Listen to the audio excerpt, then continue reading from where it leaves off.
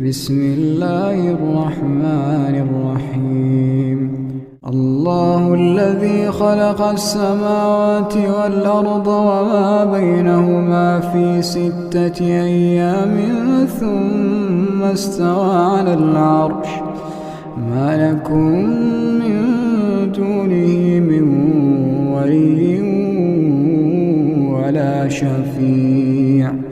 أفلا تتذكرون يدبر الأمر من السماء إلى الأرض ثم